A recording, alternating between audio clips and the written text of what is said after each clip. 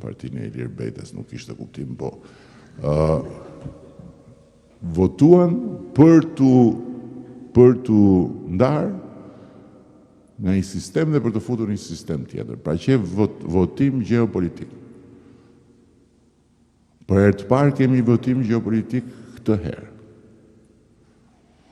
Dhe Maqedonia është bërë kandidate për të futur në BE në 2005. Sot akoma si ka hapë negociatat. Ne kemi hapë negociatat vjetë dhe mund të mbyllim 2027, që është një shpejtësi maramëndse, sepse ne kemi punuar për këtë ditë. Ju besoj e kujtoni, po du t'ja u kujtojmë gjithve që kur na thoshin, komisioni thoshte të futet Shqipëria, qoj një Hollanda jo se kemi ca vrejtje, se kishin hallin e zgjedhjeve që kishin atje, qoj Franca jo po shiko se duhet reformojmë mirë gjithë BE-n, pastaj të fillojnë të fusim të hapim negociatat me këta tjerët, dhe na kthenin mbrapsh 3 herë, 3 vjetëresh na kanë thënë mbrapsh. Unë ju thosha, ne do vazhdojmë punën që kur t'i hapim negociatat, t'jemi shumë më përpara dhe nuk do rinë të presim. Dhe sot, pikërisht se ne kemi punuar, pavarësisht se nuk ne e kanë hapur negociatat zyrtarisht, dhe nuk kemi ullë në tavolin, kemi fituar shumë kohë dhe mund t'i mbyllim deri në 2027. Do t'jetë rekord në gjithë historinë e integrimit. Rekord do t'jetë, e fillum nga vrima e fundit e kavallit, nuk na hidhte njëri syt atëherë. Nuk na hidhte njëri syt fare, zero. Dhe sot mund të jemi vendi që i ka bërë negociatat më shpejt nga të gjithë, 3 vjet, nuk ndodh.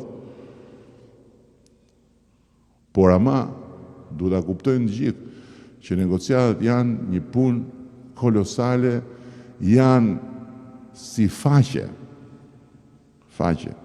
afro 300.000 flet, që jo që duhen lexuar, po janë ligje, janë vendime, është një kuadër i tërë regulator dhe janë edhe marrëveshje të vazhdueshme.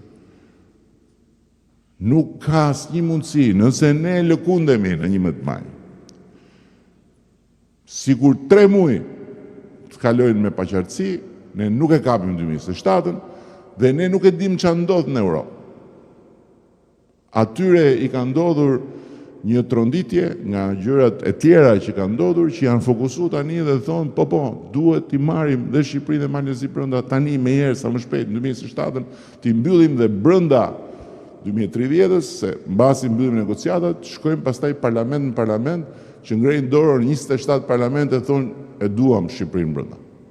Që ajo do jetë një histori emocionesh jashtëzakonshme, kur gjitha parlamentet një nga një të ngrenë dorën, që të fusin brenda shqiptarët dhe Shqipërinë, që deri përpara jo shumë kohësh i shifnin si i dinin për njerëz me bisht. Kështu që prandaj nuk ka këtu demokrat e nuk ka socialist. Këtu është momentin në histori kur Partia Socialiste është forca e dur në kohën e dur dhe në vendin e dur. Mund të kishte qelluar Partia Demokratike, siç qelloi atëherë. Siç qelloi atëherë se unë se votova. Se e dia, e shifja që një ditë janë fut vetëm në atë foleun. Një ditën që u shpall të qyteti studenti, 40 minuta mjaftuan ja ndjeva erën ika. Por ama ishte partia që qelloi në kohën e dur, në vendin e dur, dhe s'kishin ku shkoshin tjetër shqiptarët përveç se t'ia jepshin votën asaj partie që të ndryshonin komplet sistemin. Tani këtu ne shumicën e kemi. Po ne na duhet një shumicë shumë më e fortë jo për vete, po për të konsoliduar mesazhin me Bashkimin Evropian. Dhe prandaj dhe mesazhi ynë i Shqipërisë 2030 lidhet me Bashkimin Evropian, prandaj edhe gjithë kjo, sepse ndërkohë ata na shohin për ditë.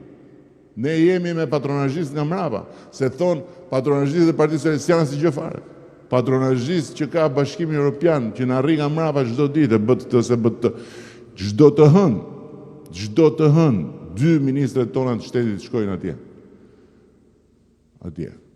Edhe ulen atje dhe japin llogari. Çfarë keni bërë për këtë? Çfarë keni bërë për atë? Dhe jo çfarë keni bërë vitin e fundit, çfarë keni bërë javën që kaloi. Për çdo javë ka punë që bëhen dhe ka llogari që jepet dhe ka dhe detyra që merren, këtë shifeni se nuk keni bërë tamam, këtë tjetrën mirë, do vazhdoni me të tjetrën çdo javë. Patronazhist. Dhe edhe këtë e ndjekin. E din ata. Nga afër. Din për çfarë luftojmë ne, din patjetër për çfarë lufton Këneta, din patjetër se çfarë janë moçalet e të tjera, dhe në fund do bëjmë vlerësimin.